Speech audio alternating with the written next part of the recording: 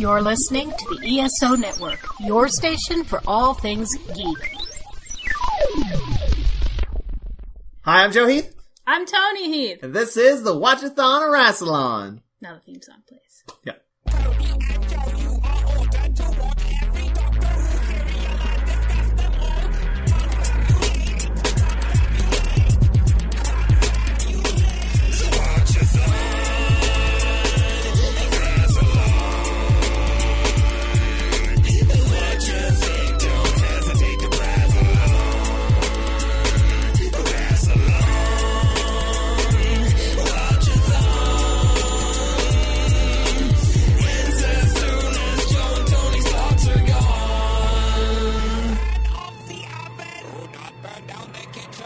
Today we're going to be talking about the 5th and final serial of the 12th season of Doctor Who, Revenge of the Cybermen, which consists of 4 episodes that aired from April 19th, 1975 to May 10th, 1975. True facts! And I want to give a special shout out to Matt Golden for getting us these episodes. Hey, thanks, Matt. You can follow him on Tumblr at mgoldentumbles.tumblr.com. That's tumbles without an E, because it's Tumblr. And today we have returning guest. I have returned. Brian Snape is here! Hey, everybody, thank you. It's so good to be back on the Watch-A-Thon of Rassilon. Watch your ass, folks, because, tonight's going to be an awesome show. We got some really good kids, some raw talent here. I think you're really going to love them. How you been, sir? I am fantastic. What's been going on? I know there's been some exciting developments. I am part of Harry Sullivan as an Imbecile, which, hey, meta. Right? We kind of hit a snag because I had lost my job. Adam was moving to London, so that's been taking some time. He's getting settled and everything and trying to find work. I'm trying to pick up freelance gigs, just to make money. I'm currently using a solar powered generator and also a hand cranked battery that I'm actually pedaling with my feet. So just kidding. But no, about 4 weeks ago, I started doing stand-up comedy, and I've done 2 shows, and response I've gotten from, my friends, and my crowd, and everybody, the guy who runs the night, has all been very positive. And I'm dating someone, and, I'm in love, so, it's one of those things that's pretty awesome. And now I get to talk about one of my favorite Doctor Who stories. Oh. Interesting. Okay. We'll get into it. All right. You seem to have some sort of feeling about that. I mean, I do. There are a couple reasons why this means a lot to me.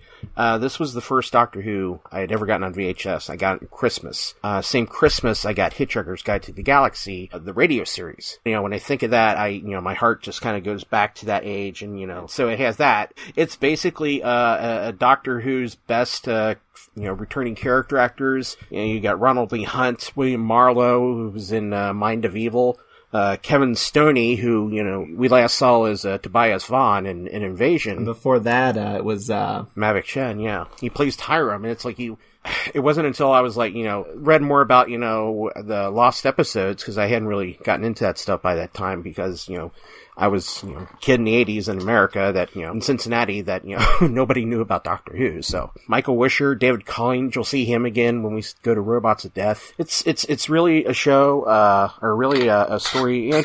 There's another personal reason to it, too. Something from this, story got me out of a panic attack. And it's, Carrie Blyton's soundtrack. People who don't know me, I've been through kind of a lot of rough shit in the last 10 years. And, one point I was trying to, get away from that. So, I took a weekend down to Mammoth Cave, Kentucky. I live in Cincinnati, so it's like a 4-hour drive or something like that. I remember doing my, getting set to do my first ever going into a cave underground.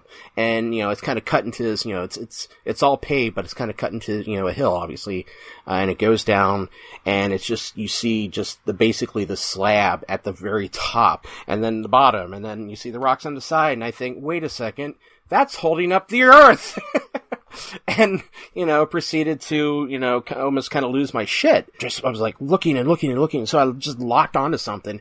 And so I locked onto the rocks, and I'm like, oh, this looks like, okay, what's, Doctor Who? This looks like Voga. So the planet of gold. And so I'm going, exploring on Voga. And then, Carrie Blyton, the music, the dun-sh, dun, dun, that part just started going through my head, and it was just released everything, all the stress and everything, just because I was able to like catch myself and associate it with something really awesome and positive. So that's why Revenge is one of my favorite Doctor Who stories. I have a concern. And it's not a perfect episode. It's not a perfect story. I understand that completely. It's Okay. The Cybermen are crappy. I don't want to step on anybody's enjoyment of a thing, but I will say up front this wasn't my favorite. The thing I've learned is, it's Taoism. We know beauty only because we know what is ugly. So I never will tear down anybody's favorite cereal because one of my favorite cereals is The Edge of Destruction. What? Who doesn't? Wait, who is somebody giving you shit for that? Yeah. Seriously. There are people who don't like Edge of Destruction because it's a mess. And, that's the best part of it. That's what makes it great, right? You have that whole thing with Susan and the knife, and just, I still don't entirely understand why she's acting that way. It doesn't Who matter. cares? Don't ask questions. Just enjoy the ride. Why the fuck are you ruining this with a lot of talk, Joe? Hush. Let Tony and me take care of this. I'm one of those who's not the biggest fan of Edge of Destruction. I like it, but let's talk about Revenge of the Cybermen. I'll be delicate with my opinions. Tony, you have my consent to be as honest as you would like to be. I will say, the first episode I'll be into it. The end of the last episode, I'll be into it. Everything in between is a little. That's a pretty good description, actually. But let's dive in. Episode 1, which I have called The Will in Space 3, The Ark in Space 2. Blake 7, Babylon 5. I always wanted to make a Ghostbusters 3 Evolution 2 movie, like a combo movie. Star Trek Deep Space Nine, Babylon 5. Babylon needs to get its fucking offense together. Come on, guys, and work on your defense. Christ. According to the TARDIS Wikia, though, there were individual episode titles for this serial for some reason. Yeah, I don't know why. But this episode was called The Beacon in Space.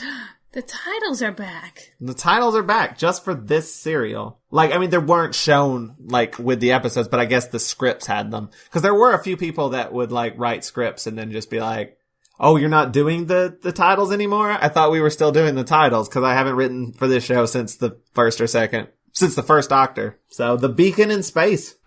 I wonder if I don't have my copy of it right within reach or in front of me, but I know Terrence Dix wrote the novelization, so I do wonder if maybe he used some of those titles and he just put it in green. All right, so we start where we left off with Genesis of the Daleks. The Doctor, Sarah Jane, and Harry spinning in space. Right, Harry's there.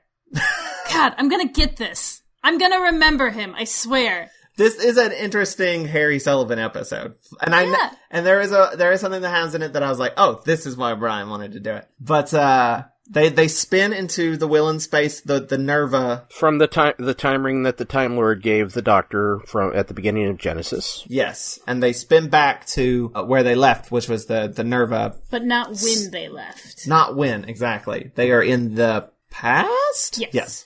And the TARDIS isn't there, but it's going to catch up. You see, Harry, the TARDIS is traveling back through time. So, yeah, this directly follows from Genesis. This whole season has been doing that. And I don't know. I honestly like that there had just been this kind of narrative passing through Tom Baker's first season, because it really allowed Tom Baker to kind of, master some of the chops that he was going to have to do as the Doctor. Because, we can admit, some of, a lot of Robot and some of Ark in Space, you can kind of feel pieces where they're written for John Pertwee. But then you also get, Tom Baker learning how to be the Doctor, he pulls out the yo-yo to check for gravity and Ark in Space and all that. So I think by the time we reach Revenge, Tom Baker is completely in that role, and that's the Doctor that we love. The only thing that I worry about with this, ongoing narrative through the first season, do they sleep? Do they get sleep? I'm so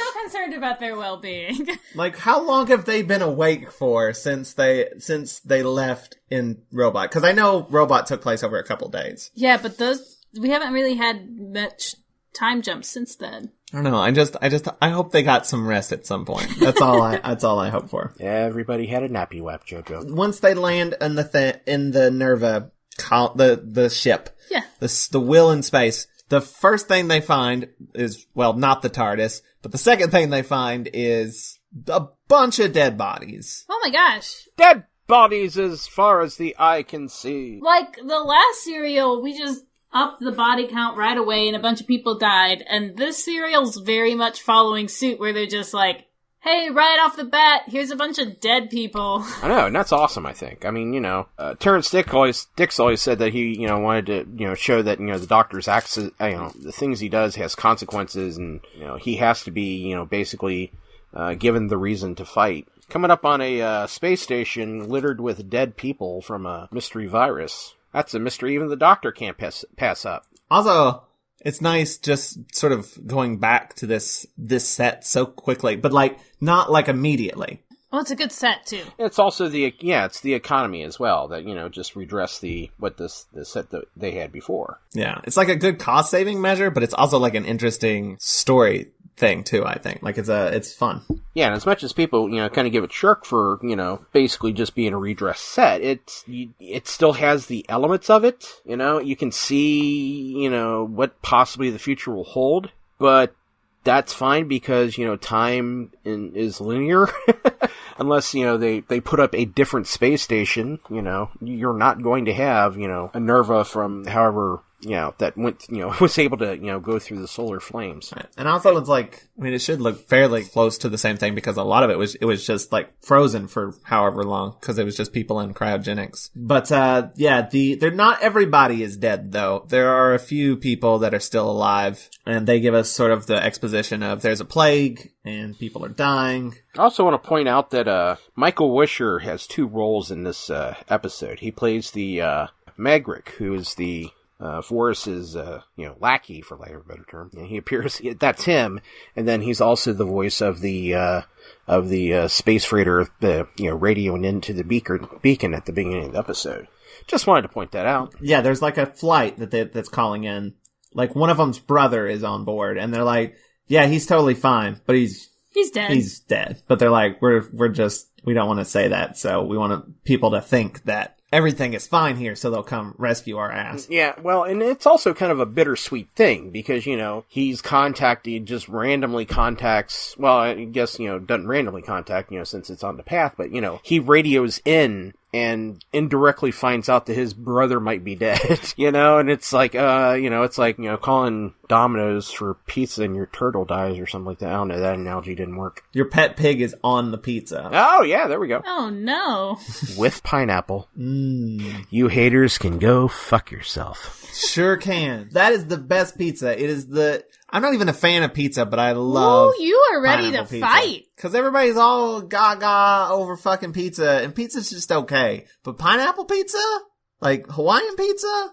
That shit's good. That's good eating. And like I said, the haters gonna hate. I'm gonna call them assholes. You know why? They're assholes. They hate us because they ain't us. So while we meet, I guess, the captain and a couple of other dudes. Yeah, just some other space dudes. Commander Stevenson, Has he been on the show before? Yes, he was in Seeds of Death. I thought so. That's Ronald Lee Hunt. We got the commander. We got his second in command. Yeah. We have the guy who I guess does communications. He's not in it for much longer. Spoilers! We're gonna spoil the whole thing. That's what we're here to do. That's what we do.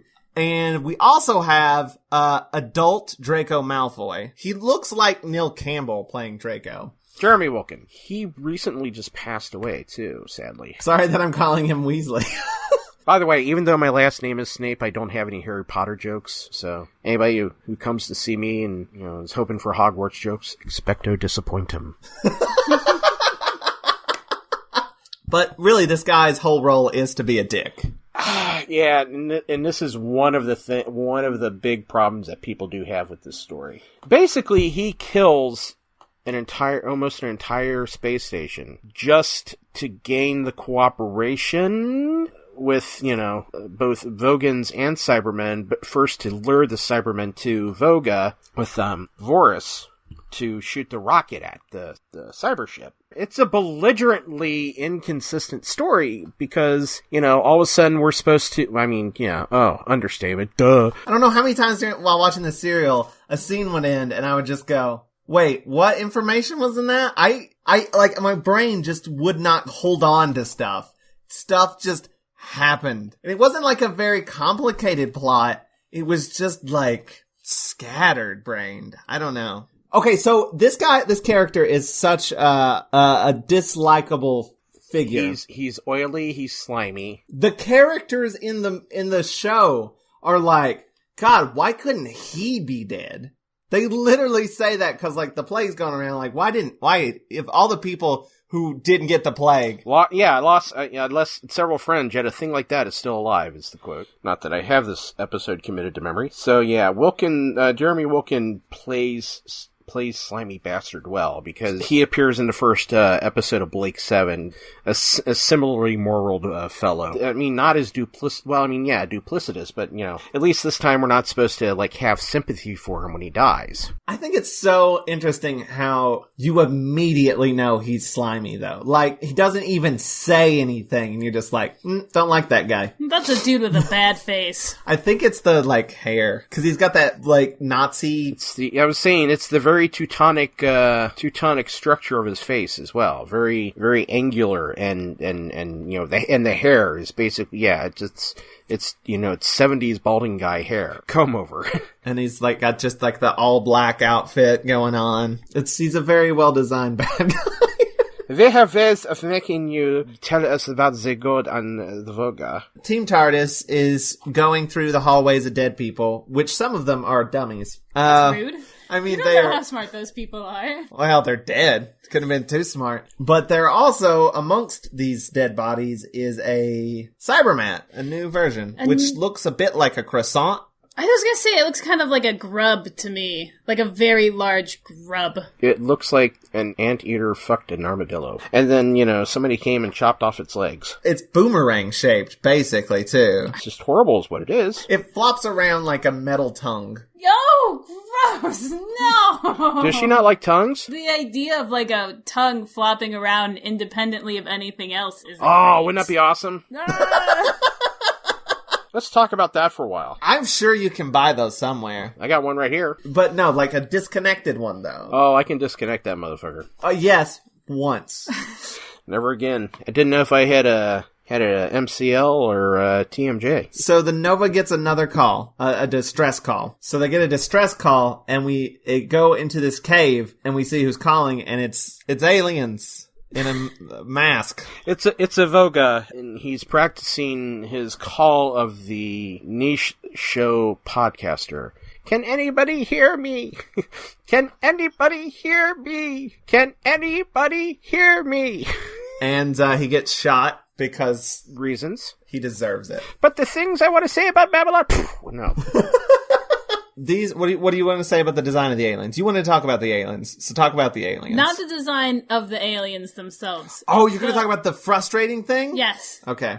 Briefly describe what the aliens look like, because you're good at it. They look like they are people wearing giant hollow masks. The term I would always use was oafish, because they just look like dullards, it's like they got their mouth is hanging open. Because there's this weird kind of upper lip or frenulum thing, I don't know what frenulum thing that kind of hangs over. So, it kind of looks like it's already shocked or, really stupid, like that. To me, they kind of look like, the aliens from Frontier in Space. What were they called? The Draconians? But worse. They look like the Draconians, but bad. The Vogans, not the Vogons. This is the second Hitchhiker's reference in this podcast. I did say that when we were watching this episode. I was like, did he say Vogons? Vogans, not Vogons. Is it spelled V-O-G-A? A-N-S. And Vogons are spelled V-O-G-O-N-S. And vegans is spelled V-E-G-A-N-S. Thank you. This episode is brought to you by the letter V. Before we get back to them, I want to talk about this real quick scene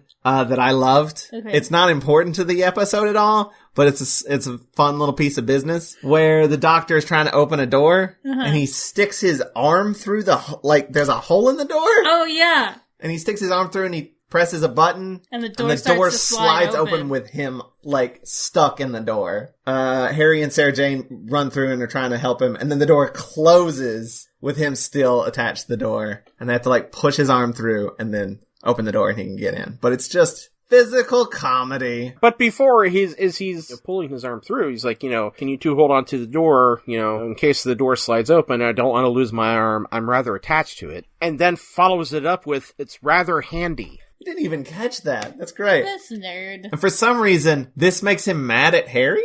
I mean, because Harry didn't hold the door open. Didn't keep it from sliding forward, I guess. I don't know. But, like, Harry's like, what did I do? And Sarah Jane's like, I don't know. Very cheerfully and walks away. Yeah, like, I have no clue. I think you're just Harry Sullivan. Bye! And this is the one thing that I think this story is what people will point at when they say, Harry Sullivan was a bad character, because he gets tied up in Robot, sure. Yeah. The humor that, he touched a button, so that's why the TARDIS left at the end of Robot and they end up where they are. But, he actually does get to play a little bit of the dynamic hero, especially in Sontaran Experiment and Genesis. I mean, in Genesis, you see the Doctor and Harry as, almost like equals. The Doctor refers to him as both doctors. He does, and I think he even does it, he does it in Revenge as well. But I think because, we have this kind of, this moment, and, we have one or two other, of Sarah, call me an old girl again type, jokes. But then you just get this fantastic scene. I know I'm jumping ahead to where Harry and Sarah are chained up by Vorus's folks, and just that dialogue between those two when they're when they're having it's like, Sarah, I think these chains are solid gold. Oh, forget about your gold, Harry. It's like they're bickering, and it is just such even to later in that that part of the scene when they're trying to get the chain off her foot, and he's like, your fetlocks are more like cart horses. Basically, you have big ankles. She's like, my ankles aren't thick. They have a good banter going on. Yeah. And that's one of the reasons why I love Harry so much, because, when written correctly and when they kind of, when somebody does get Harry, he's a very good character. Ian Marter, is also the guy who played him, was also, pretty good writer. And he wrote a lot of, novelizations for Target novels. The idea I keep pitching Adam on our podcast is, Ian Marter wrote a book about Harry Sullivan called Harry Sullivan's War, and I would like to have us read it and review it on the podcast. But, James wants to talk about, the Seventh Doctor. He never talks about the Seventh Doctor. Jesus Christ. That's all he ever does. Compromise. Do both. It's okay. He doesn't listen, right, Adam? Tell Toni and Joe how much you don't listen. I do love your show, by the way. Thank you. I've listened to every episode, even the stuff that didn't make sense to me. Ah, well, that's good. Yeah, we do it just because, we love talking about Doctor Who, so. Which, neither of you may know anything about. We're getting an idea. It's fun, this is fun, and, we're not, like the big kids or anything like that, or have our spots during, Chicago TARDIS and Gallifrey 1, but, we're doing this because we love it, and not just for the access. This is the only thing keeping Toni and I's marriage together. Aww. Good. Okay, so let's talk about the next thing, because it's frustrating. The aliens, when they go to their planet and they're in their little meeting room, it is absolutely covered, just all over the place. On their outfits, even. On their outfits, on the walls behind them, on the table, tables. The seal of Rassilon. It's all over. So I'm watching this like...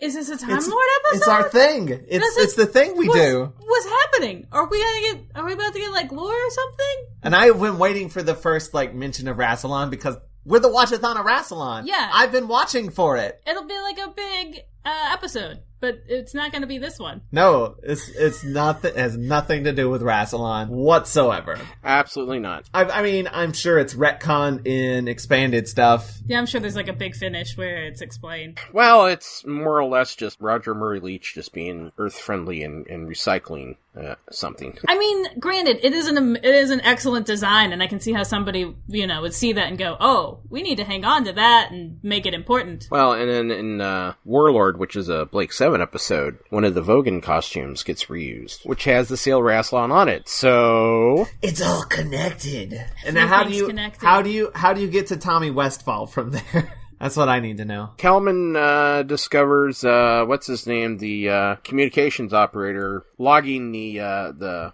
contact, which, pretty much cooks his goose. The communication guy gets attacked by a Cyberman, which he does some great acting. And who is played by Alec Willis, who we last saw in, I believe,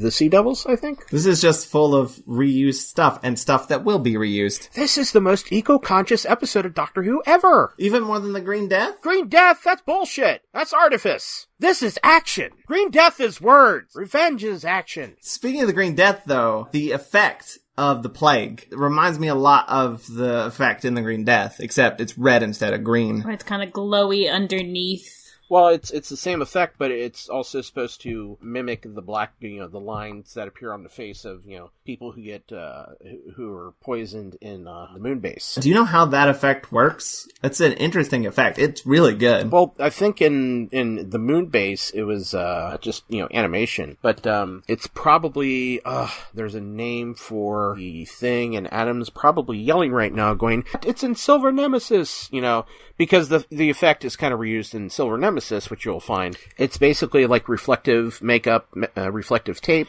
and then they have a light mounted on the camera that, they can turn on, turn off, turn on, turn off. The effect is reused, again, as I said, Silver Nemesis. Wait, geez, see? Paving the way for the future. Again. It looks really good. Yeah, it's a really cool effect. It almost gives it like a sense of depth. Like it feels like it's inside the skin, not just on the skin. Plus you gotta wonder what kind of virus is it that, basically makes your skin translucent. But, then Draco, whatever his name is, I don't remember characters' names. Kelman. That's the Weasley guy? Kelman finds the cyber-matted attacked guy. Warner. He finds Warner. His name was Alec Wallace! Okay, Fight Club. The first rule of Doctor Who Fight Club is you will not have told anyone about the rules of Doctor Who Fight Club. Rule number 2 is there are no rules. So, he finds Warner, none of his brothers, and, he just kind of casually just walks by it and starts fucking up some tape. Because it's the future, and we still rely on... We still have analog technology. And he just starts unspooling it. And then it makes that... Which, why would it? Gotta convey that stuff is happening. I mean, but still... But then the Doctor finally gets found by the people on the beacon. When they discover Warner. And the commander is about ready to shoot Warner when the Doctor intervenes and says, "What are you doing?" Where the Doctor does say, the line acknowledging that Harry, is pretty smart. My friend here is a medical doctor, and I am a doctor of many things. Look, you have doctors here. Check them out. Right, and he's like, let me examine him. Don't kill him, let me examine him. So then the examination actually starts happening, and Kelman goes to his quarters and proceeds to be really sketchy. And he pulls out a very tiny little TV. Oh, I got another reason. I just now remembered another reason why I love this show so much. Because, yeah, it is kind of this setup where, slides back the back of the brush and, it's got, like, circuitry and chips on it. And, he plugs it into this box and he plugs, this and, this into that and that into this. When I would drive my cars before my car, cars had CDs. Kids, if you don't know what CDs are, ask your parents. Or Google's your friend. You would have to get, like, the portable CD players, for the car. And you would have to, if your car didn't have like a jack to, plug it in, you had to use like a cassette that had a wire that came out and play, plugged into your CD player, so it could play through your stereo, basically. And I always thought when I was like putting all that stuff together, that was recreating Kelman's super fantastic spy software thing with green screen. Color separation overlay. Well, and again, I mean, that's the third Hitchhiker's reference of the night. That's why they developed the rear projection thing that they did for the guide in the TV series. Because if they did like the CSO thing, they'd have to lock it down. And nowadays, we don't even have to worry about that. I read that the brush was actually a prop. I think it was a prop from a James Bond movie. I think it was just something Roger Moore brought to the BBC one day, and he's like, "Hey, you can have this." Hello, I'm the worst James Bond ever. Please have my brush. Did he just say that? Hey, I'm with you. Cool. Hey, Timothy Dalton and Daniel Craig, my two favorite Bonds. Tony's like, can we please get to episode 2 now? But we gotta talk about George Lazenby. No, we don't have to talk about George Lazenby. You mean Paul McGann? Well, that was his joke, is, because of just the TV movie before Night of the Doctor, he always referred to himself as the George Lazenby of Doctor Who. Nice. That is a apt metaphor. He's so whatever. pretty. George Lazenby? He's alright, I guess. Paul McGann has, he's aged well enough, and, especially when you see him in Night of the Doctor, man, that's just, you're like, okay, well, this is a Doctor who probably is just a little haggard from the Time War. When we met him in person, he's got some nice eyes. I had my friend who interviewed him. Paul McGann was appearing in Cincinnati at Comic Expo. I couldn't go, and the friend, he's from Britain, and he kind of fancied himself like the biggest Eighth Doctor star. He had 2 interviews with Paul McGann. He didn't want to use the same questions over and over, so he's like, "Hey, do you think you can come up with some questions for Paul McGann?" I'm like, "Can I?" I said, all you really need to do is, if you can, get him to autograph it after. I don't think he even bothered to do that. But he said, from what I heard, Paul found the questions quite insightful, and was actually quite touched that, I'd asked a question about working with his son on some Big Finish audios. So, there you go, kids. Write questions for someone else and let them get the glory. That's why I perform my own fucking comic. Kelman is watching the examination on his little mini TV. Yeah, well, I mean, he's, seen the Commander and the Doctor talk and, kind of go over things. He's watching Doctor Who, that's what he's doing. Yep, basically. But yeah, Lester and Harry carry Warner to the sick bay, and Sarah goes with. The Doctor is trying to find a very large rat. He also gets to see they said that Jupiter has a new moon, just randomly. The Doctor knows what it is, which is, it's Voga, which is the planet of gold. The planet of plot convenience. Yeah, this is new to Cybermen, right? This whole gold thing? This, I think, is the story that establishes the gold thing, but it is, again, It's their kryptonite, I guess. It's the again spontaneous, reference to an earlier episode. References the 10th planet, in which, a new celestial body suddenly appears that everybody needs to pays attention. Kind of like when all of a sudden, holy shit, there's a twin Earth that none of us have picked up, and no astronomers have, ever seen or. And later it would be renamed Rupert. But he basically just says, guess what? Cybermen are going to be in this episode. More or less. It's like the Cybermen because they kind of do that thing where, they cut to the Cyberman ship, and it's like they're just standing there, and it's like they were waiting to get contacted. They could pick the Sontarans, they could pick the Daleks, they could pick the Dravids, they could pick the Dominators. They picked us! The Cybermen are on another ship, and they're coming to invade. Question, how did the Cybermats get on board? Kelman made a deal with the Cybermen to get these Cybermats, and to eliminate the crew because reasons. I'm sure there's a good reason why the Cybermen were doing it, but, again, have I talked about how Michael Wisher has 2 roles in this story? You know what, and I'm gonna say, as Magrick, I like the touch of him kind of having a cold. I'm like, that's some fucking method shit, man. He's got a Kleenex, a fucking Kleenex! It's bright yellow, too, so you can see it. Either that, or he's really religious, and he's, praising the Great Green Arkle Seizure. Just hitting all the Hitchhiker's references tonight. But yeah, he says basically that they're Cybermen. Kelman is listening into this and he has all these small neat little spy things, and then he just pulls out a gigantic fucking Morse code machine, like as big as a typewriter. Yeah, it's a space telegraph thingy, I guess. Well, and possibly, he's using Morse code because, it's old technology and can be not picked up by anybody on the space station, especially Warner because this isn't his first rodeo, shall we say, in contacting Cybermen.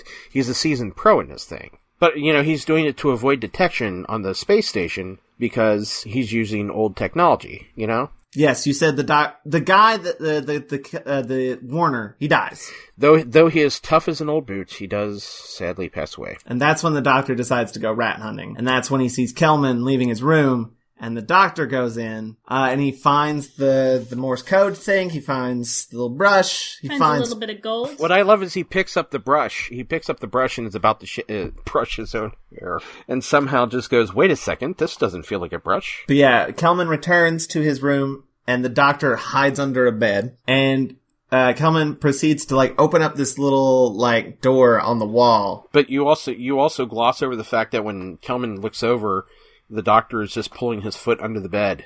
And I love that so much. I did a video project in college, and I copied that shtick of his leg just kind of, sliding under the bed. So is Kelman aware that he's there? He's setting up a trap for the doctor. I'm like actively remembering it right now. He attaches these, like, he pulls some things out of the wall and attaches them to the floor. Yeah. And then leaves and sets the trap, basically. And then the floor is lava. The doctor stands up and, like, it starts sparking and there's, like, electricity around his feet. And he jumps up on the bed and has to pull his scarf up as well, which I thought was funny. So then the room starts smoking up. Yep, and the floor is electric. And he has to, like, jump around, and he swings off of the door, like a cabinet door. A really cool move. There's a lot of the doctor just hanging on to doors in this episode. Meanwhile, Sarah Jane is watching a documentary. About what we don't know. And the Cyberman attacks her. Sort of. In the way that a Cyberman would attack. Which is you hold it and shake it, like a shake weight. And that's the cliffhanger, is Sarah Jane fighting a Cyberman. Or pretending to fight a Cyberman-ish. Yeah. She's like, and you can hear it, like, jiggle, the parts inside of it jiggling. Well, then you know she's also operating it a few times as well.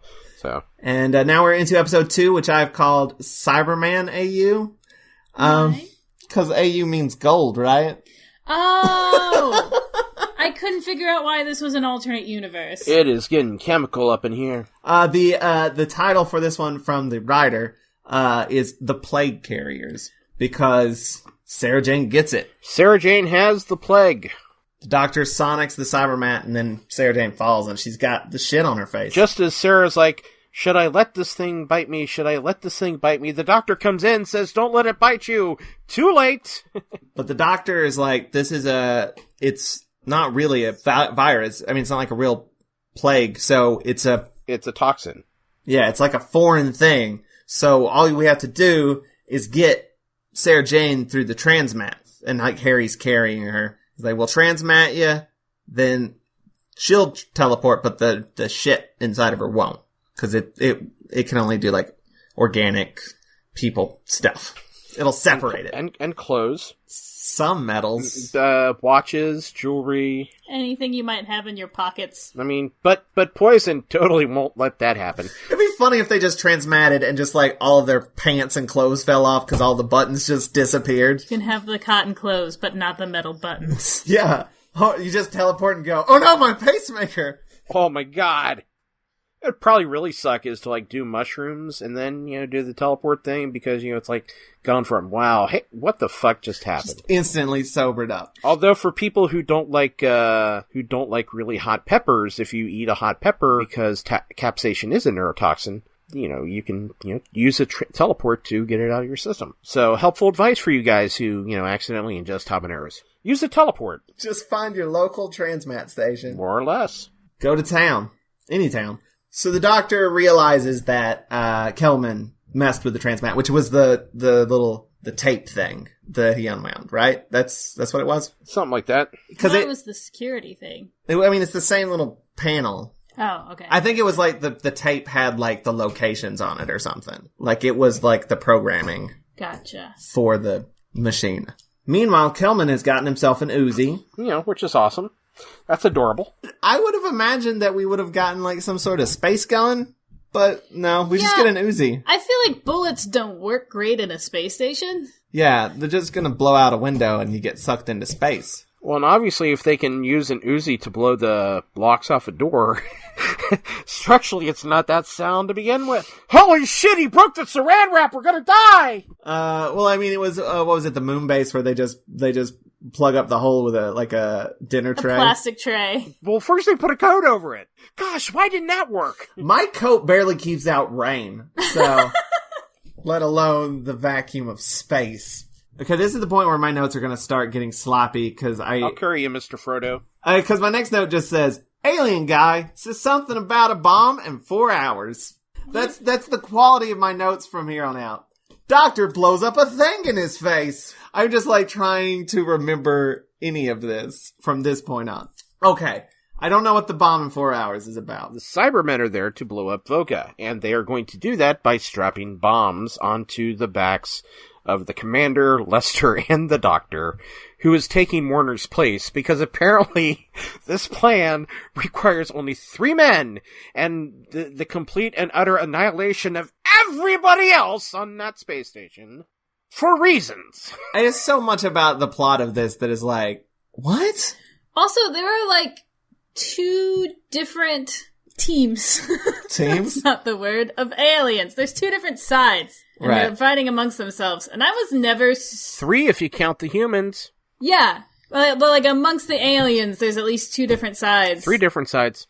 We're aliens to other people. Oh, fair enough. Stop being so universalist. I was never really certain, like, what anybody's deal or motivation was. I don't know. It was like an extra complication that they didn't really have time to explore or do much with. Because we've got the humans, we got the Cybermen, we got 2 sets of Vogans Yes. who are fighting each other. 2 Vorus and Tyrums. As far as I can infer, I think Vorus is more military, Tyrums is more political, though with a security force, because reasons. Those two specific ones have that same dynamic that we've had almost every serial, of the brash young guy who wants to go fight people, and the older, wiser guy who's like, no, we should do this diplomatically and thoughtfully, logically. And Vorus's motivation is just, he wants to basically usurp Voga from, Tyrum. He figures his Sky Striker is by destroying, I guess, the last of the Cybermen for now, until we see them in Earthshock. Yeah, I mean, the plot is so absurd, and it's very unformed. I get it's episodic TV, you're kind of up against the deadline, and stuff like that, but Jesus Christ. Then again, we love Douglas Adams, and what did he know about plot? Nothing. Was that 5? Is that 5? But Dirk Gently is like one of the most well-plotted things. From what I've gathered, a reason why this particular serial is maybe a little muddled plot-wise is Jerry Davis wrote the script, which was just Cybermen. Okay. And it was Robert Holmes's idea to put in the Vogans, to add more aliens and complications. And I feel like that was a mistake. It does seem like there's like 1 or 2 or 3 too many moving parts, to the point where you're like, wait, what? Who's fighting who, and what do they want exactly? And I think the plots with the Cybermen works a little stronger than the stuff with the Vogans. But it doesn't, because everything that's in that...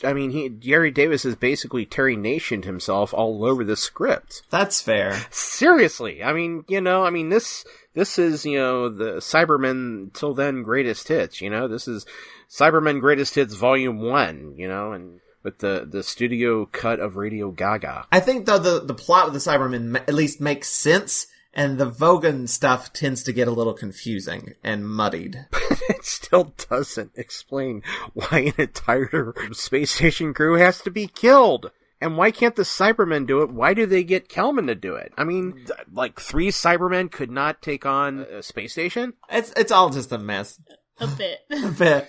I mean, 5 is 1 Cyberman too many, because I'm pretty sure, unless, the humans get really lucky, and then, they send another wave in, so, So, I'm gonna try to figure out what happens in this plot. So, the Doctor fixes the thing, fixes the transmat. He transmats Harry and Sarah Jane. Sarah Jane is instantly cured, and then I think instantly annoyed at Harry. And very feminist. Get off of me, put me down. I love Sarah Jane. Again, I love Harry and Sarah together. I thought, in a lot of ways, we have a few moments, but it's really kind of missed opportunities by wanting to, portray Harry as the buffoon. I kind of like him being a little bit of a buffoon, though. I was gonna say, he is a little bit likable when he's being dumb. I mean, okay, he's not like Roy Castle from Doctor Who and the Daleks movie, Ian from Doctor Who and the Daleks movie. Stupid, comedically heroic and stuff like that. No. He's more Bernard Crivens from, Doctor Who and the Daleks' Invasion of Earth 2150. He's some sort of Ian replacement. More or less. And again, he was chosen because Ian Martyr had auditioned for Captain Yates. And I think when the time had come to offer him to part, he was in something, so he couldn't take it. And that's why you see him pop up later in Carnival of Monsters. And when they had cast him as Harry Sullivan, I think it was really not that much longer before they cast Tom Baker. And the thought was they were going to probably get somebody a little older, kind of like John Pertwee's age, or, maybe closer to William Hartnell, so you kind of need to have that young guy. Basically what happened to Ian is the same thing that pretty much happened to Ben. They were preparing for an older actor. They had this young bloke do it, and they really couldn't do much with the character. So, they pack him off after the end of the Faceless Ones. I didn't like Ben, though. Ugh. Oh, Ben's a fucking... I hate Ben. He is a sexist, condescending, dick-measuring fucking jerk. He is. Harry has similar traits, but is more likable. Harry's sexism, it's questioned, but it's also played not for comedic purposes as in, punching down, but you forget, Sarah Jane came in as a very, heavy-duty women's lib proponent. So, he is kind of, representing the traditional British male and the old upper stiff lip, square jaw type guy. And he's frequently taken down a peg for saying those things. Right. Whereas when Ben does it, you just roll with it. The show is on his side and Ben, but the show's not on Harry Sullivan's side when they do that stuff. But yeah, and that's kind of the whole thing is, if they had stayed with it and kind of tried to really kind of work on Harry's character, because, once, Tom Baker got cast and he was in his early 41 when he took over, it kind of made having, the action adventurer type Ian Chesterton character, kind of redundant.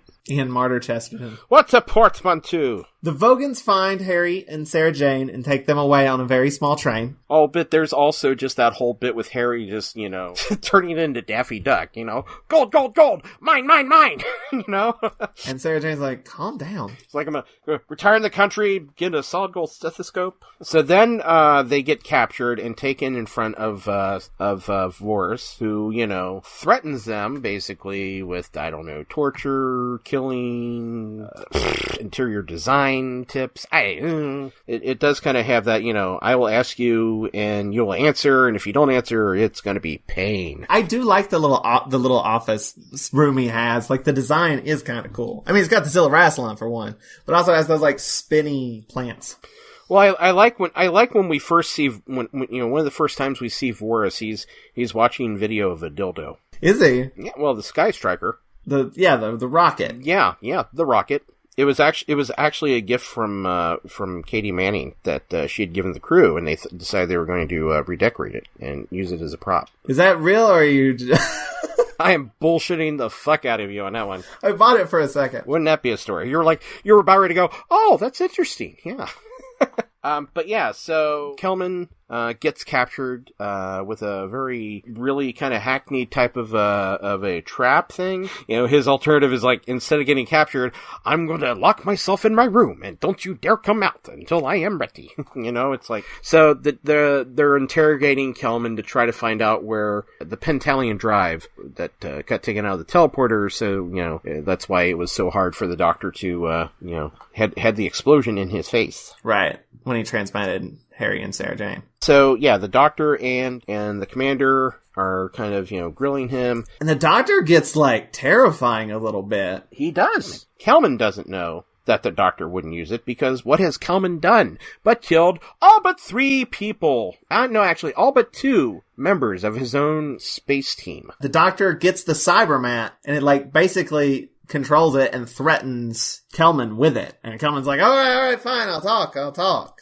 But it's it is a little terrifying. And, well, that's what it's supposed to be, because we think the Doctor wouldn't do that to Kelman. That's no psychological torture, really. And Kelman, again, doesn't know the Doctor. He knows that, the Doctor has, pretty much figured out who Kelman is. to the point that, Kelman's thinking, okay, maybe he hands it over to the commander to control the Cybermen, because God knows the commander is probably going to kill him, much less Lester. So they do get the Pentalion Drive, and the doctor gets it back in the teleport. He tries to get Harry and Sarah back, but they are away from the beacons. Because they've been picked up by the Vogons. They wandered off, and then found gold, and then got captured. Gold in them dire heels. There are golds, and then there are Vogers. So I think the next time we see them, they're chained up to a wall, and they're having, that really awesome back and forth thing. It's also around this point that we learn that Vorus's thing is that he wants to trade gold and wants to not be in secret anymore. Because basically, we have, enough gold on this planet, to basically build a gold planet. There's no reason for us to be in hiding. Let's go public. Let's be out and fabulous, kids. And the other guy's like, nah, that's bad. Let's stay secret, and otherwise we'll get attacked by Cybermen. Why would the Cybermen attack them if they are surrounded by gold, and gold is their fucking kryptonite? They want to destroy the planet. Yeah. So there's no more gold. However, when the Cybermen, later in the next episode, transport down to the planet of gold, the fact that they're in a gold cave and there's probably gold dust flying all over the place, and it doesn't plague their breathing apparatus. For reasons that are entirely evident and clear. Sure. As I said, I love it, despite its flaws. Just like I love you, Joe. So yeah, Sarah Jane and Harry break themselves out, hilariously. Toni pointed out something. Why are they going for the bracelet part? Instead of the chain. Why aren't they breaking the chain? The gold chain, which I have broken many on accident. Gold is not a very strong metal. Yeah. Those chains should be much heavier than they are. So maybe this is some sort of odd kind of, I don't know, weird gold. Space gold. Gold is a lot like me. It's heavy, but soft. No. I'm gonna reject that. That's not how you do improv. You gotta accept... You yes and. No. Toni is the no but. I don't know. Stand up. Turn around. Let's just say that she wears the yes and in this relationship.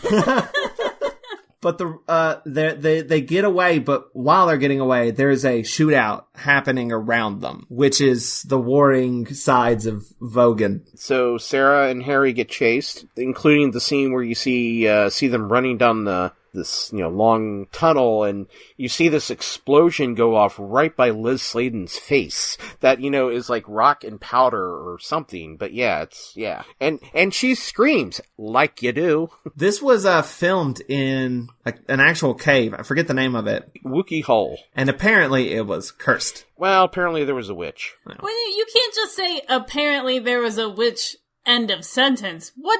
There was a cave witch? Yeah, because isn't that cool? Yes, and I need to know more about it. Yeah, let me tell you something, Toni. You might find this fascinating. There is this practically international network, shall we say, of computers. And you can search for things on these networks. They are interconnected. You could almost call them an internet. I've never heard of this strange device. And I can use it to look up cave witches, you say? Yeah, well, Wookiee Hole is... It's a very interesting, I like the name because, thank you, UK. We now know where Australia got it. But apparently, local people were saying, you shouldn't film there. And they're like, we're going to anyway. And then, bad stuff happens. For example? There is a bit later on where Sarah Jane's in a, little mini boat. And, she lost control of the boat and fell in and had to be rescued by the stunt double. Oh my god, what did I tell you guys about safety? Not her stunt double, but the guy. Terry Walsh, I think, maybe? I'm not sure. I think he broke his ankle or something like that, trying to get her out of the water. And other stuff happened. I think there was a couple more little accidents on set. It's cursed! So, but to satisfy your curiosity, Toni, the Witch of Wookiee Hole is actually a stalactite. Maybe stalagmite. Joe knows. Is it from the ceiling or is it from the floor? Rises from the floor. G for ground, C for ceiling. Or T for top. We had this conversation in Genesis of the Daleks. we stopped the podcast because we had to look it up because we couldn't remember. Well, that's just adorable. So now we know. So a stalagmite. It's a stalagmite. So a stalagmite means ground, right? Or I guess in your sense, stalagmite means going up. Exactly. And stalactite means I dropped my towel on the ground. Sure. I mean, I'm sure there's probably a simpler way of doing it, but, who knows? Okay, so what happens is they're running away. Well, they run into a lake. And then a series of events happen where Toni and I were like, what is happening? Where they get surrounded by Vogons and, like, there's other Vogons and they sort of save Harry and everybody's just standing around like, what's happening? Even the characters are like, what happened? They all seem confused. There is that kind of moment where you see the, Vorus's Vogons just kind of looking around. Did you hear him say action? Did he say action? It's so awkward. And, like, Harry and Sarah just, like, this face, like, yep. And I'm like, I don't know what's happening. Can this be a little... Because I think some guy comes out with, like, a gun and, like, shouts something incoherent. He's like, Vogons, you are surrounded! And everyone just stops. Everyone's like, what did he say? And everybody's like, well, he said we're surrounded. I mean, fine. This is fine. I'm fine. But yeah, I mean, that's basically, Harry and Sarah. I think we should call him Sahari. I bet that's a shipping name. I bet you it is. Somebody out there, somebody's got some huge hot sex scene with Sahari. I don't want it. Anyway, the Cybermen dock onto the Nova Beacon. We have to stop them. Who? Cybermen! They shoot everybody. Which, again, they could have done at pretty much any time. And they shoot the Doctor. For reasons. And that is the end of episode 2, is the Doctor gets shot by the Cybermen. Well, they're planting seeds for the future by doing a very tight zoom in on Tom Baker's face, because in just about 10 years, they'll be doing a lot of tight zooms on Colin Baker's face for Trial of the Time Lord. So now we're into episode 3, which I'm going to give you the writer's title first. You don't have to. Let's go to episode 3. Anyway, Kelman shows up and says, Hey, I gotta do my titles! Kelman shows up, starts going through the Doctor's effects. A favorite thing that I like in there is, he kind of pulls out the jelly babies, and then, he gets the apple core out, which I think is, so Tom Baker. I've said it multiple times, but every time it happens, I'm like, this is a good gag. This is my favorite gag. More of this. Every single time. I'm just as happy. My title. The writer's title was The Gold Miners. Nice. Well, that was very informative, Joe. Thank you. My title is Some Days You Just Can't Get Rid of a Bomb Because You Are the Bomb. Can people see this? Will they see the video of this, you said? Yes. Yeah. Well, maybe. I don't know if they watch it. So then they'll get to see you kind of do that. That's right. That's what I said. And it's just like something that's totally... Man, that was like white guy times dad joke. That's my aesthetic. So yeah, the pocket thing happens. Whatever you guys were talking about. It's a good gag. It is a good gag. We should never let it go. So Harry and Sarah Jane are brought to Tyrum. Played by Kevin Stoney, as mentioned earlier. There's Tyrum and there's Virus. No, wait. Virus. Horus. No, Vorus. Got it. Vorus, Tyrum. And Abednego, right? Megric. Shepra. Not Sherpa, that's a... Sherpa is a reptile, right? No, Sherpa is what gets you up the hill. Why did I say reptile? I was thinking of herpetological Sherpa. Now I'm having a stroke. Okay. You smell toast burning. Take a deep breath. We're gonna get through this. The Doctor, the Commander, and the Second in Command are all sitting there while the Cybermen are doing their shit. Yep, and they're doing the classic hear no evil, see no evil, speak no evil pose. Love that. And there's no one there to do the taste no evil. There was no taste no evil. Taste no evil. Feel no evil, which is a very rude gesture. It's just impolite. I mean, it's something you do in the privacy of your own home. Or with friends, if you have consent. Exactly. Kelman basically talks his way into teleporting down to Voga, so he can, for reasons. But Kelman he's a trickster. Ha ha ha! He's a trickster, which we'll find out here shortly when Sarah and Harry talk to Tyrum. Okay, well, Warner does eventually teleport down to the planet, and there's this wonderful scene where, you see Jeremy walking through, the cave system, and all of a sudden a gunshot turns, he does this karate chop. Like he's gonna break the board out of somebody's hand. But yeah, it's just like, boom, ah! Somewhere in the midst of the Cybermen sort of explaining their plot, the Doctor also, I think that is brought up that the Cybermen were defeated by a glitter gun? Yeah. The glitter gun, yeah. The glitter gun. That's not me mishearing something. Nope.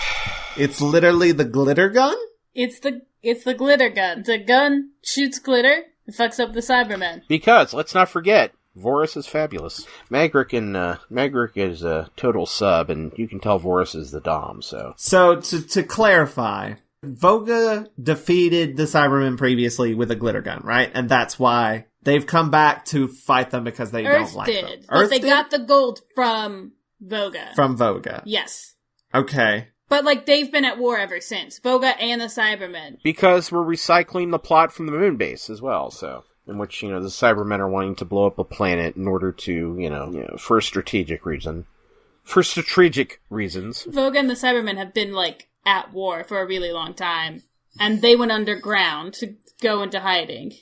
So that's what they want to blow up the planet, so the Cybermen put bombs on the back of the Doctor, the Commander, and Lester. They are turned into bombs. They're going to transmat them down to the planet to go to strategic locations to blow up the planet. They are to walk to the heart of Voga. And if they take off the bombs too soon, it'll explode. The buckle that is around that holds the straps of the bomb onto the guys.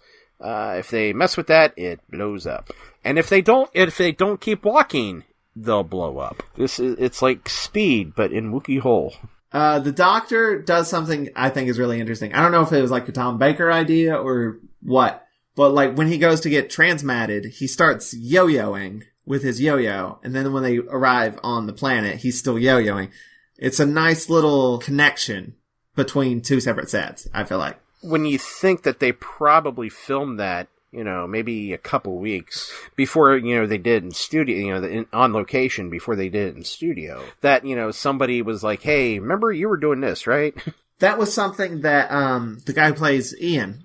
Ian Martyr? Or are you talking about William Russell? William Russell. Yes, thank you. That was something William Russell would do, when he would leave the TARDIS. When he go from the TARDIS set to whatever they were filming, because they're two completely different locations or whatever. There was one episode where he's sort of, snapping his fingers and bumping his fists, and he would do that walking out, and then to connect the scenes to make them feel more so.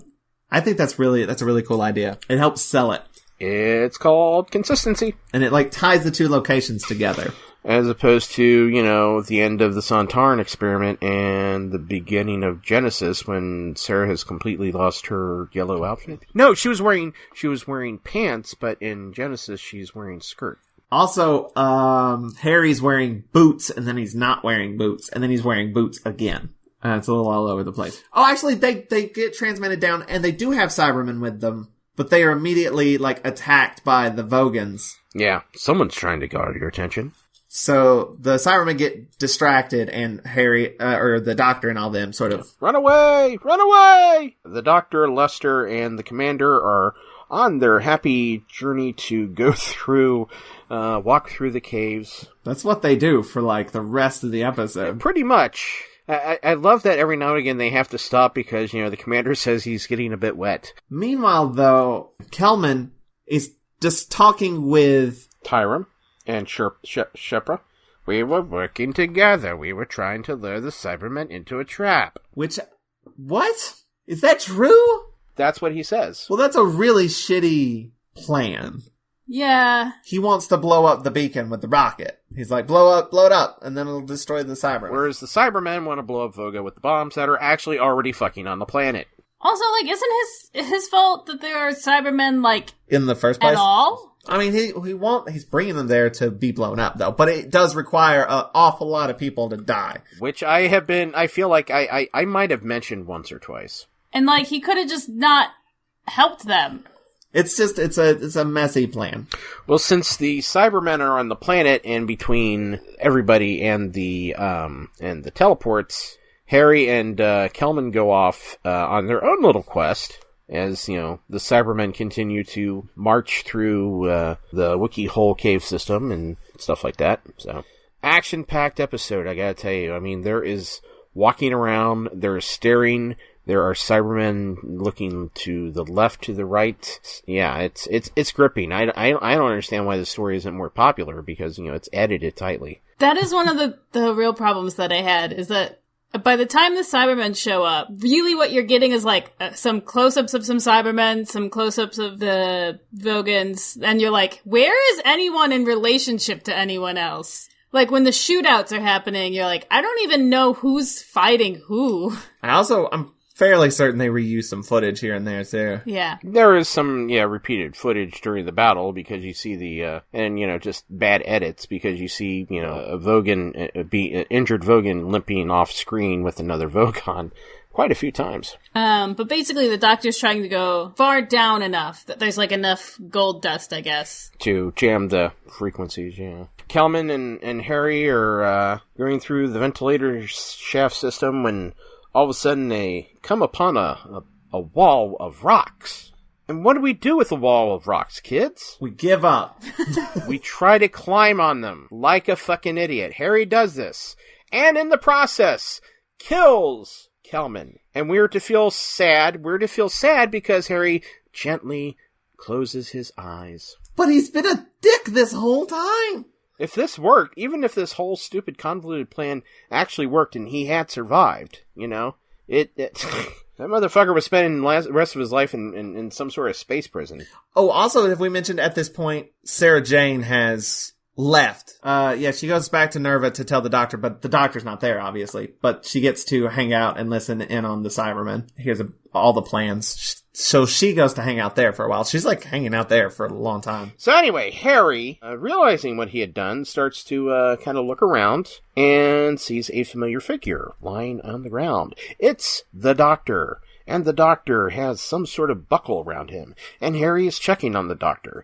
And the Harry goes, "We'll soon get you out of this one." And the cliffhanger ends with Harry twisting the buckle. Toni and I were yelling at the screen. Stop! No! Don't! He must have the weakest hands in the world. Seriously. Because those things do not turn, that dial does not turn 1 inch. Very much later in the episode, Lester jumps off of a ledge, breaks both of his legs, and just using the tips of his 2 fingers and his thumbs, turns the buckle so that it explodes. Harry is a doctor. Not a surgeon. So he's definitely a medical doctor. I don't know if he's a surgeon, but they use their hands. He should have some hand strength. Well, that's the end of episode 3. We're now into episode 4.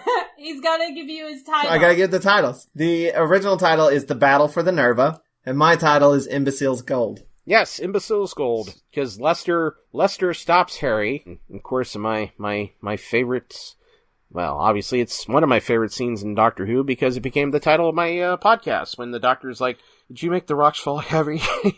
Were you trying to undo this buckle, Harry? Did you make the rocks fall?" Laughs and just screams out, "Harry Sullivan is an imbecile!" And promptly falls back down to sleep. We were both very excited when that happened. You're like, I know that reference. It was just like Ready Player One, right? I know that reference. I just read Joe's next note, which says, "Harry explains the plot, and I still don't understand it." That is it's consistent. Basically, yeah, you don't even have to really come into this episode until episode 4 when Harry gives the recap, Terribly sorry at this, but, so were Robert Holmes and Jerry Davis. They wrote the words, they're more culpable. I do feel like this episode comes together. This episode starts to... Yeah. It goes into, like, its endgame, and it's pretty straightforward and good from here on out. The Doctor, Harry, and Lester decide to head back to Tyram's quarters, throne room, committee chair, the meeting room that he rented that day. I don't know. While the commander keeps on to draw the radar off because they're dense enough where the gold concentration is so strong it'll block radio waves or whatever the fuck the Cybermen are using to detect it. I don't know, Faraday cage, cellular data. Morse I code. can't get any Wi-Fi down there. Is this where they start collecting the gold dust? Yeah, they try to blow up the Cybermen because they're between them and the teleport. Though Sarah has managed to run off and teleport herself up to the ship and has by this point been discovered by the Cybermen because... They're about to blow up the place and she stops. She rushes in to stop it. It's also at this point that, yeah, like you were saying, Lester... blows himself up at the Cybermen. It looked like he jumped down and he fell in front of them and then just blew himself up. That's what happened. Pretty much that's what he did. Yeah. Very good. You are able to put together sequences. That is what happened. So you said his watched it legs... with your eyes, okay. and then repeated it. Listen. So you said he broke his legs? I mean, I am assuming he broke his legs. He came down pretty hard. Because it looked to me like he just tripped over, basically, and then... I felt like he could have got up and ran away. I was like, why did he blow himself up? That's my headcanon. Well, he can't, because once he gets the thing off his chest, they can't do it without the Cyberman lock. And so there's no way for him to get the bomb off his back. The only reason why it stops is because somehow the Doctor is able to get out of his harness for reasons. So, the cyber leaders are now saying we need to completely destroy this thing, and Sarah tries to stop them. The Doctor manages to disarm the countdown device, which is, our 4 hours for the bombs. And Sarah Jane is trying to talk reason into the Cybermen. And she says that there's a rocket that's going to attack them. Yeah, and what I love is, the basic Cybermen are like, that's not going to happen. She's like, well, stick around. She tells them about the rocket, and they just go, oh, we just assume it's broken because they haven't used it. Occam's razor. I feel like that's a bad move on the Cybermen's part. Well, they have a bomb and they didn't use it, so clearly it must not work. Clearly. Honestly, this is as good as it gets so far as, Cybermen design, in my opinion. Because I was never a huge fan of the 80s. I mean, the remodel was okay, but it is kind of a spirit of the era type thing, whereas I feel like this design, which is kind of based off the Invasion, Cyberman helmets, it's the first time we see a Cyber Leader with black handles. But this is where the Cybermen start to lose their loss of emotion. Because, the Cyber Leader, you see him he's standing with his hands on his hips, and, the Doctor, I don't know, at some point he says, ooh, you are mistaken. Also, it's the first time that the actors playing the Cybermen also do the voices. Which, in and of itself, is not really that bad. It's just... It's easier to understand them, but I do kind of miss that, more robotic tone. You can kind of hear, a sort of treatment on the voice, but it's a very, faint, almost kind of like a feedbacky sound. But things progress. The Doctor finds out that Sarah is on the planet. The Cybermen have loaded the ship up with cyber bombs and are now going to pilot the space station so that it crashes into Voga, once again, for reasons. Well, and Voga was wanting to shoot the rocket at the beacon, and the Doctor has to, talk him out of it because he's like, hey, my friend's up there. And I don't even think, Vortis decides to wait long enough for, the Doctor to have any effect, Because the Doctor does run, he transmats on board, and he does this, really adorable thing where he's whistling for Sarah Jane. She sort of fills him in. Well, and kind of backtrack a bit. The one thing I really love is when, Sarah's teleporting back to the space station when she you see her press the buttons, kind of step back and cross her fingers. I thought that was an awesome touch. And also it does the connection thing that I was talking about because she's still crossing her fingers. But the Cybermen are still on the space station loading it up with cyber bombs before they get into their cyber ship to watch a cyber explosion, and they can go on their merry cyber way. Another little moment I want to point out, when they do meet back up and Sarah Jane sort of fills the Doctor in on all the, Cybermen plot, there's also just, this really awkward but cute little, hey, I missed you, sort of. I missed you too. Yeah, it's adorable. Yeah, I love them. I love 4 and Sarah Jane. I think they're a good team. Oh yeah, they're a very good team. So that's when I was like back on board for this show. This episode is like there's a lot of good small character stuff. Like Harry Sullivan is an imbecile. This like adorable moment between 4 and Sarah Jane. There's stuff like that. That would make a great name for a podcast. I'm just saying. Yeah, I'd listen to it. Only if there was like one guy I liked and one guy I didn't. Well, there you go. Gloves have been thrown. Knowing that you think Adam is funnier than I am and better, then, well, you know. Hey, I didn't say who I liked and who I didn't. Oh, you said it in your eyes. Yeah, they're very expressive. Okay, so, Vorse gets impatient, and he decides he's going to blow up the space station by firing off his rocket. So there's this kind of weird battle between Harry and Vorse, and then Vorse kind of makes a karate chop. Magric does his little Weasley, well, here, I'm going to do it, and dies in the most Cyril Shaps way possible for Michael Wisher character. I think it was truly a tribute to Cyril Shaps' performance in Tomb of the Cybermen. Vorse gets shot by Tyrum eventually. The Doctor fills a Cybermat with gold? Yep, and tries to, take on the Cybermen, but the Cybermen are too wily for that shit. Tom gets a vigorous rub down by the Cyber leader. Ooh, oh, the shoulder massage attack. We surrender. I surrender. This is pleasurable. They're basically being massaged to death. Yeah. It's great. It's the massage of the Cyberman. There's also the moment where the Doctor attacks a Cyberman with the Cybermat full of gold. Having fun there, Chet? And the Doctor starts monologuing. I think he's quoting Shakespeare, right? Yeah. Out, dusty death. Yeah. And Sarah Jane has to be like, we don't have time for this shit. Quit hamming it up. Jeez. That is her. You just can't walk past one day you'll walk past a Fez. Never gonna happen. So yeah, the rocket gets launched. My Sky Striker! My glory! The Cybermen tie up the Doctor and Sarah Jane and leave the beacon. And the rocket is headed toward the beacon. According to the discontinuity guide, it is a misquote of Macbeth. Yeah. Way to fuck it up. Well, I mean, it's done for humor, though, Because later he does another misquote. He says, Cogito ego sum. I can't speak Latin. Cogito ergo sum. I think, therefore, it missed. I think, therefore, it missed. Which, as we all know, it means I came, I saw, I ate a dog. For real? I never know when you're joking. Joseph? Yeah? You're really cute. I know. I will believe anything you tell me. In the dictionary, by the definition of gullible, your picture is right by it. I've heard that. I did that to my friends, because my friends have a really kind of precocious, yet gullible son, and I think he was about 6 or 7 at the time, and you would tell him something and he'd believe it, and then one day I was like, hey man, in the dictionary on the definition for gullible, your picture is on it. And he just sat there and finally just went, it is? Like, he was excited, and I was an asshole.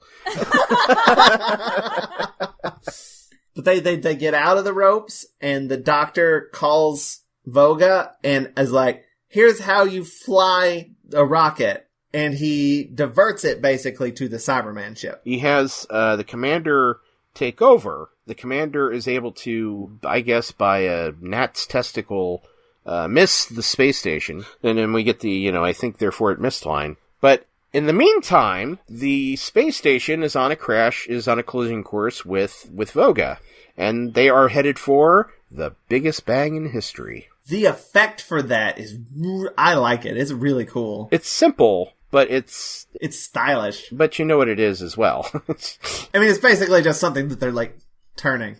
It's a drum. It's a drum that's being rotated. Because we see Voga through like the screen of Nerva.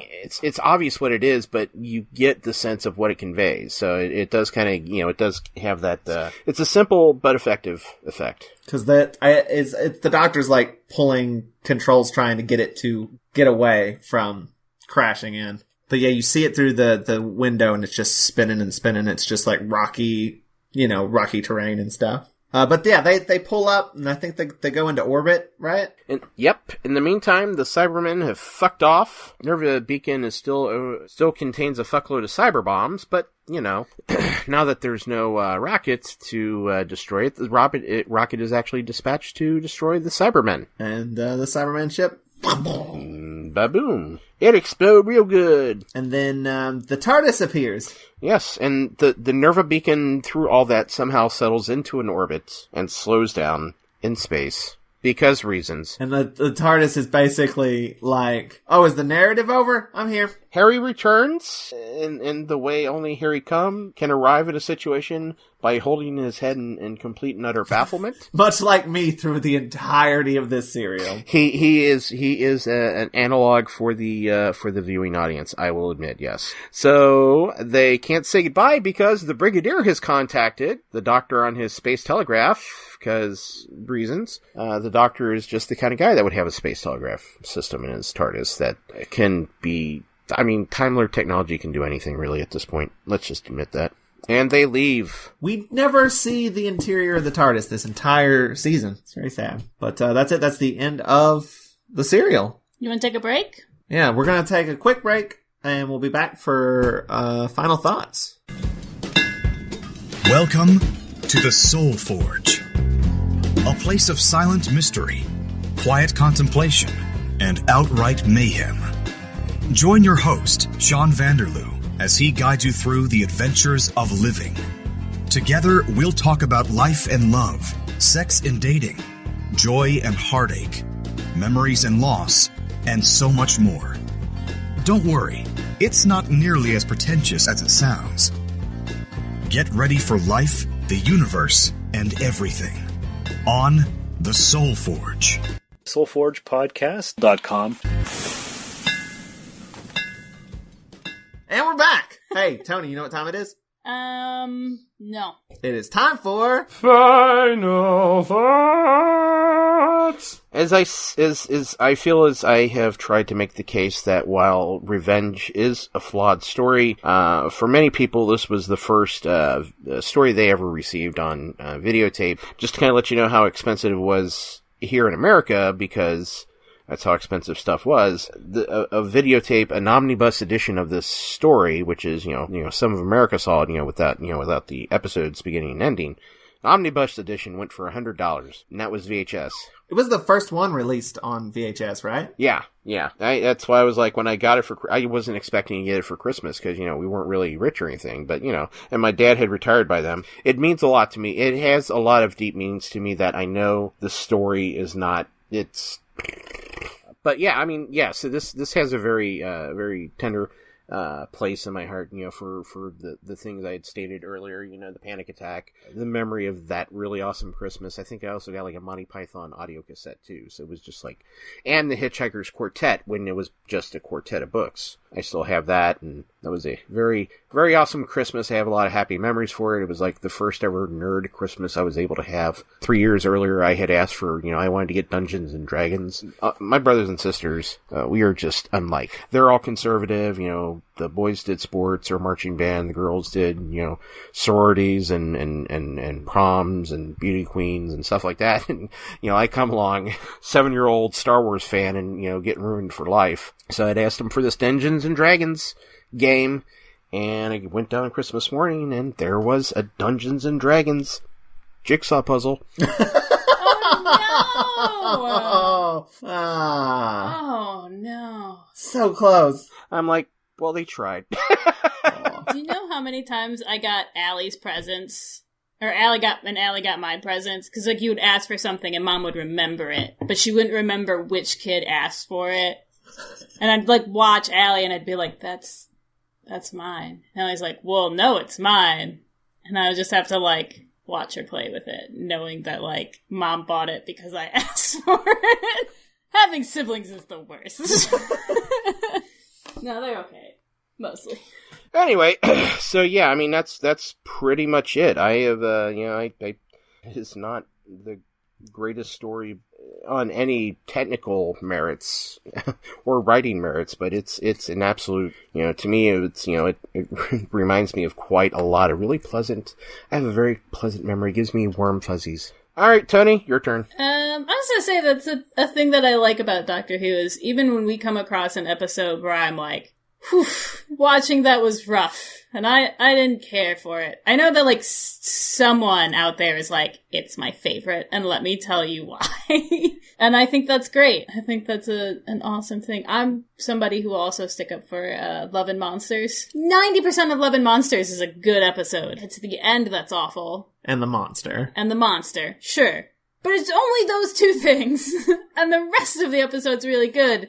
But you only remember the stuff that's bad, and it's a bummer that it gets... the end is actually bad, but you watch it and you're like, this is fun, why does everyone hate it? And then you get to the end and you're like, oh. The pavement sex, yeah, the pavement sex. It. That one line ruined an entire episode. Amazing. But anyway, I don't have a lot to say because I don't have a lot of nice things to say. I've found it kind of confusing. Like, I think you used the word muddy. Yeah. And that seemed perfectly descriptive to me. There were parts in, here and there that were interesting and little character moments that I really enjoyed. But overall, it seemed to be kind of a mess. But at the end, there's talk of the Brigadier, and I got very excited.